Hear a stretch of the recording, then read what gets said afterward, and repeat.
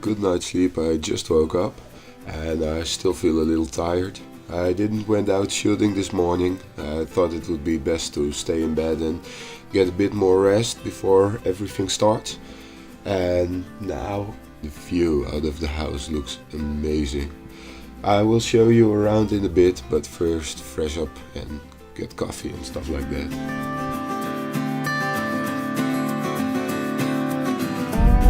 So as you can see, driving here is nothing like driving in the Netherlands. You're driving on snow and ice, and so you have to pay a lot of attention and drive really carefully.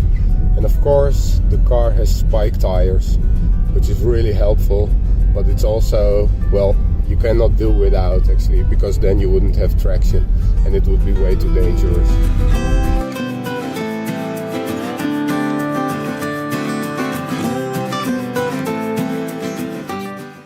Because today is my first day here, I'm just driving around and exploring the area, and I thought, hey, I know a really cool spot to photograph. The light conditions were really nice, so I went to this place.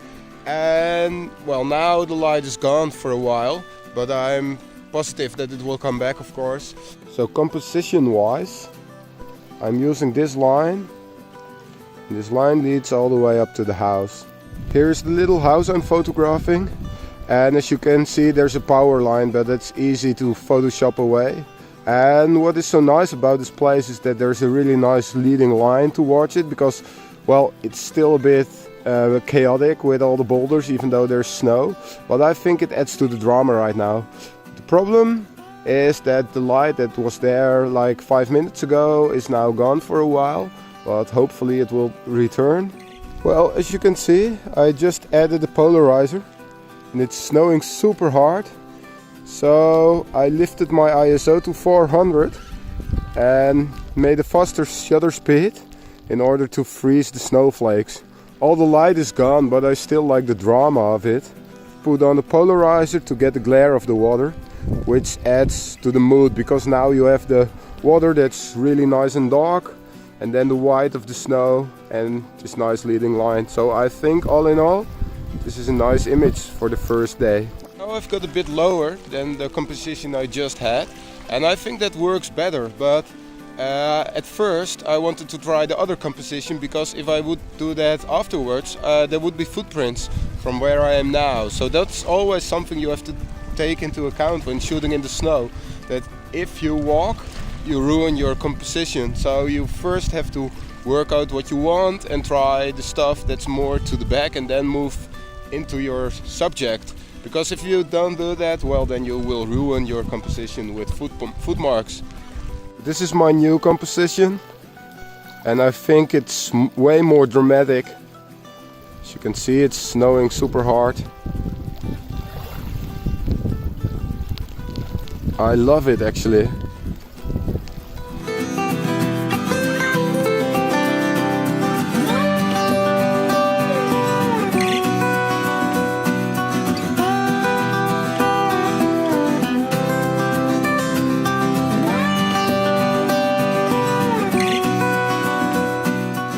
I think we've got it.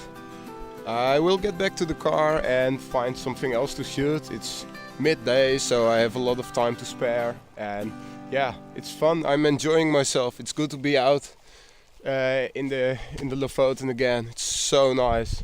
So yeah, definitely enjoying myself. That was a lot of fun. Now it's time to explore further and see what else is in store.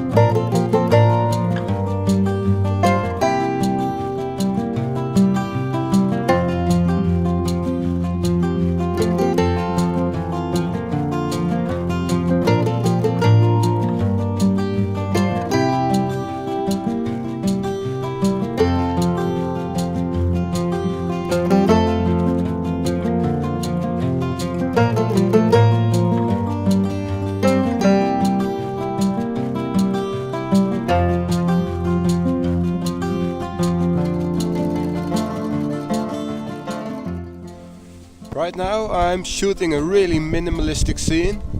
There's a frozen waterfall and a tree, and because there's a lot of snow in the air, the mountain in the background is really subdued.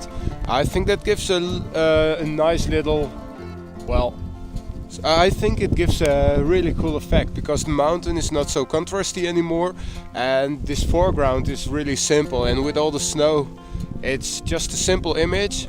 I have to see on the computer if it works or not. It is a square crop which works really well, and so this is the scene, and this is the mountain which is nice and subdued. For this shot I'm using the 15 to 30 millimeter Tamron G2 lens. For some reason I feel really attracted to this type of weather. It makes a landscape so simplified. A lot of disturbing details, they disappear because of the snow. They get covered with thick snow, but also the light still, it's totally flat today, but still there's a really interesting contrast, and you can do lots of cool stuff if you just take a look at it and have an eye for it. So you need to take time and to see what's going on, but if you do so, it's so worth it.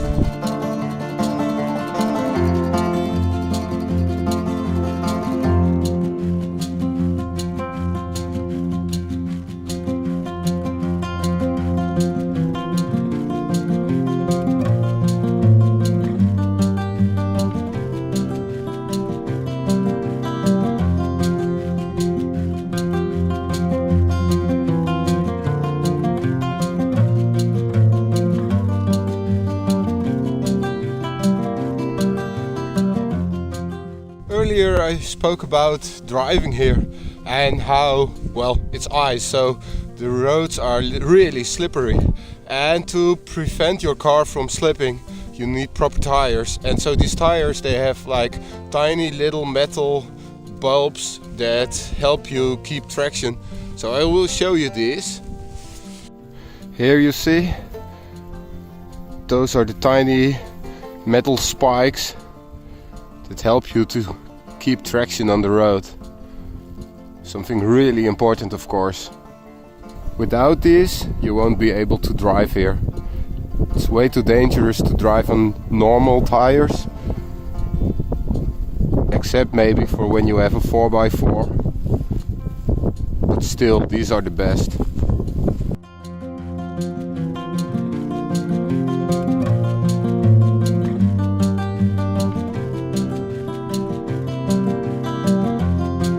As you can see, these snow spikes are really necessary, and you can't do without them.